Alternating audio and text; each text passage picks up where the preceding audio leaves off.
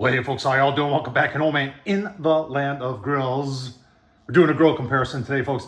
We've got the Z Grills 700 series against the Monument, which is also 700 square inch. And we're gonna do a comparison and see, we're gonna take a look at them online, show you how much they cost. We're gonna look at all the features that each one has. And in the end, folks, I'm gonna tell you which one of these two would I go with. It's gonna be a good one. Let's get started.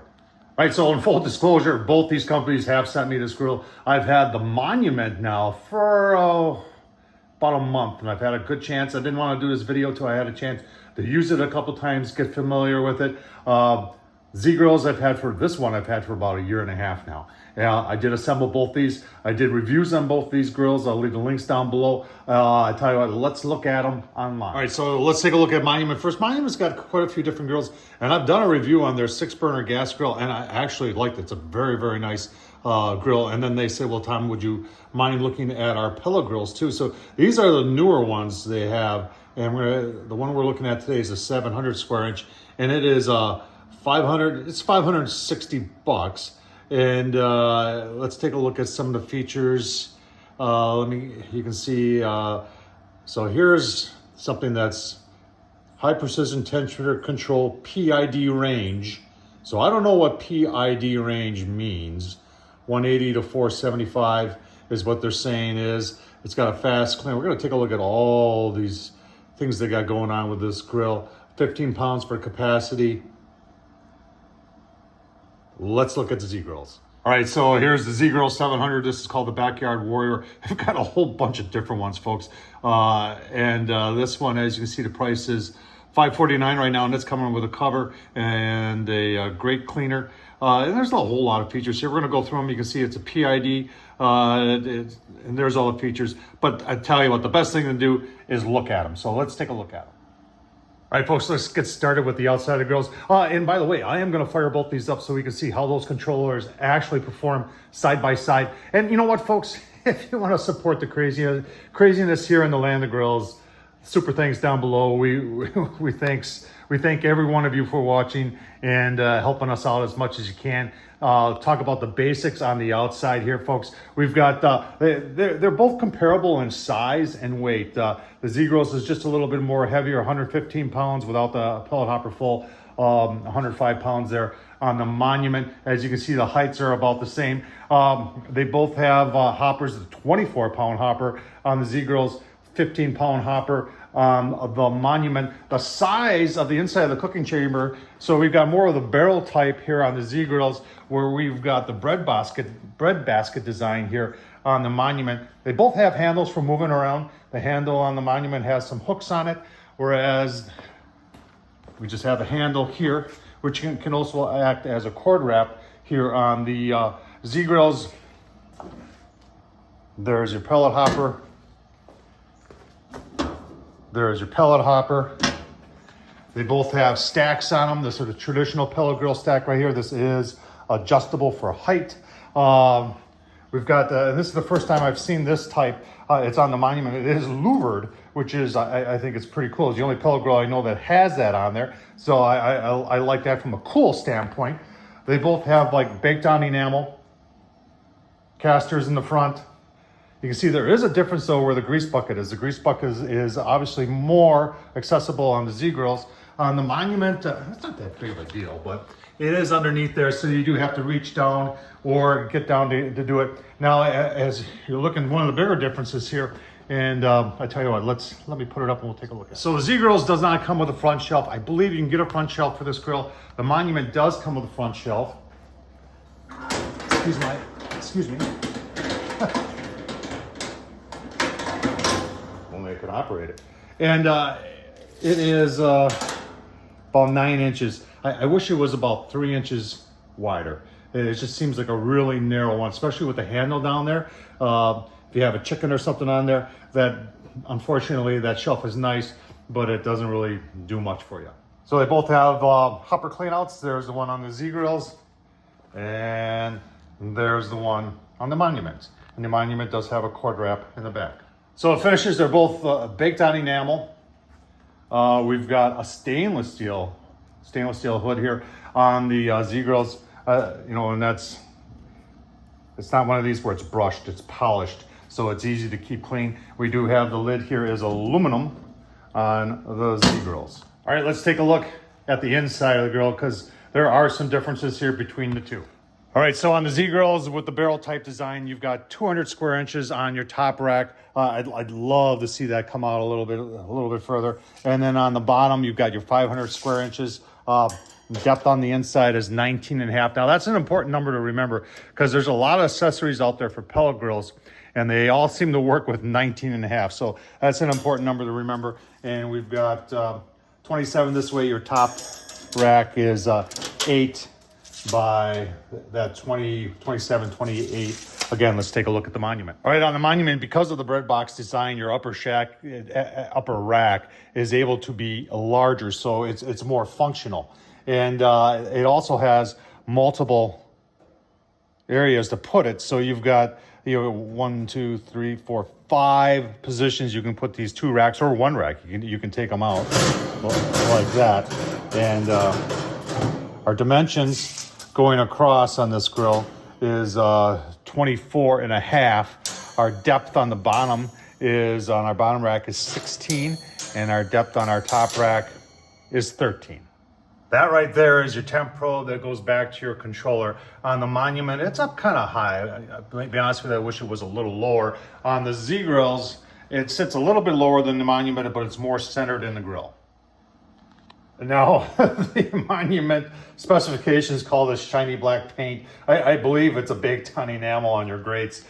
Same thing with the Z grills. They call it a baked on enamel. All right, let's talk about grease trays here on the Monument. You've got one of these daisy wheel things. And, the Z grills has, and a lot of pellet grill manufacturers do this. And they claim this is your sear zone that you're going to be able to sear all over your pellet grill. But when you use them and see how they actually work, you only get flame in this little spot right here. I don't like this. And the reason is that when it comes to doing low and slow, this is a grease trap right here, and it traps all your grease.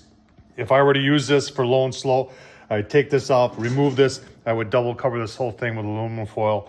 That way my grease has a tendency to go out. It's a pretty decent grease tray, except for the daisy wheel. It has those gutters in it, and it is, you can see how thick there it is. It's not overly thick, and it does pitch down, and there's your grease trough right there. We'll take a closer look at it. Let's look at the Z grills for comparison. Now, in my opinion, this is the way a grease tray should be on a pellet grill. You're doing low and slow. Pellet grills are phenomenal at low and slow, and that's what a lot of people love them for.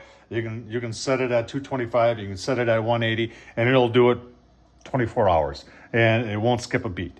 And if you're doing, you got a couple butts on there, you're going to have a lot of grease. You want to get the grease out there. So Z grills has got this one, and this is the way it should be, sloped that way. There's nothing in there to catch the grease, hold the grease in the grill, and it's like I said, I've had this for a year and a half.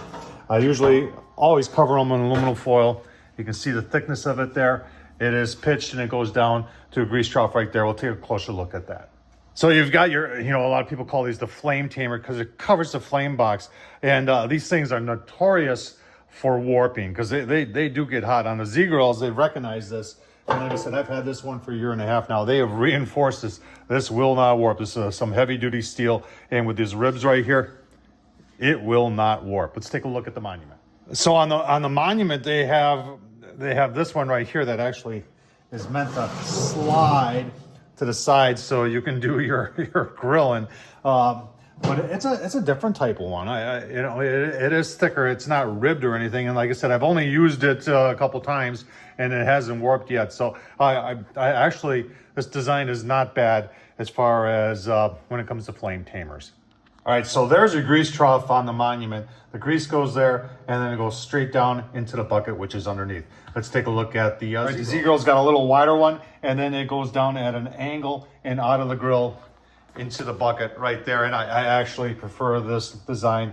It works better, and in my opinion, it's easier to get the grease out. You don't have to be reaching. And I'm an old man, so for you younger people, having to go underneath in order to get your grease bucket's probably not that big of a deal. For an old guy like me, it is. And there's your burn pot on the Z grills. You got a hot rod that comes right there. You got auger that comes in there. Little holes. There's a fan that blows that keeps the flame going.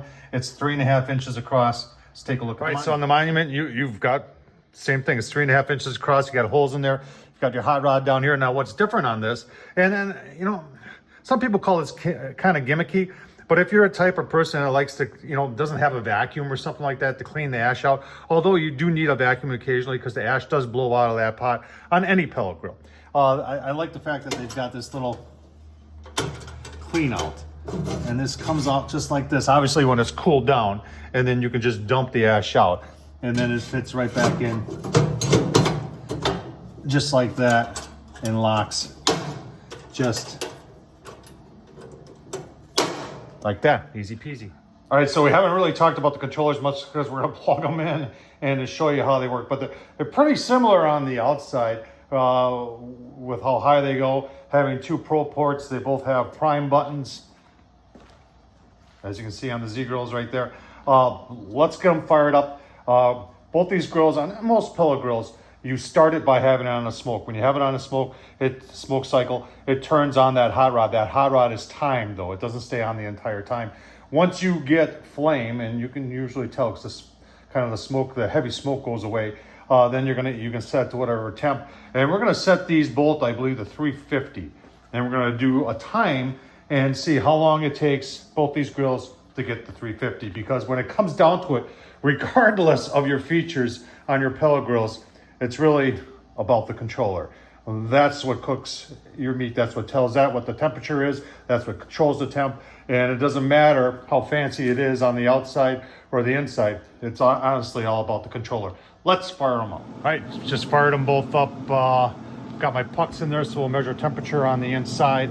Like I said, we're gonna get them fired up, and then we're gonna set them both to 350 and see how long they take to get there. All right, the first one to get the fire is the Monument. I've already set it at 350. You can see it's at 93 degrees. Got heavy smoke rolling, just about got fire on the Z grills. Once I get that, then I'll set that at 350. All right, just a couple minutes after the Monument, Z grills running. It's just coming up. It's in the, it's supposed to be mid 80s today, but right now it's maybe the low 70s. Coming up the temp here. Got to do some catching up here. The Monument's already at 132, so good job by the Monument. You can tell the gate, you know, the readouts are similar on there. They tell you what your set point is, which is 350. Your actual is 136. The NOPs refer to no probe. They both have a prime button. You can hit that button at any time to let some more pellets in. Same thing on the Z grills. You've got a blue display, and your set point's 350. Actually, you can see we're already catching up to the Monument here. 2 Pro ports and a feed button. One thing to take in common here is that the total cubic inches on the outside of the grill is probably pretty similar, I would guess. Even though, you know, we've got the cylindrical side here and we've got the bread box design here, I think they're pretty close in square inches on the inside. And just like that, the Z grill's caught up and is ahead of the Monument. Using the same pellets in both grills, folks. B&B, if you can, Ace Hardware, Outer Longer Cleaner, Championship Blend. If you're wondering what that is, that's pecan, cherry, and post oak. These are good pellets. Z Grills has had flame for about 2.5 minutes, 280 already. Monument was ahead of it. It had flame about a minute before, and 175. All right, not even 5 minutes. It took about 3 minutes to get the flame, and it didn't take, it's 70 degrees out here, so it didn't take more than 3 minutes to get you can see we're overshot a little bit here. This thing counts in 5 degree increments, so we're up to 350 already on the Z grills.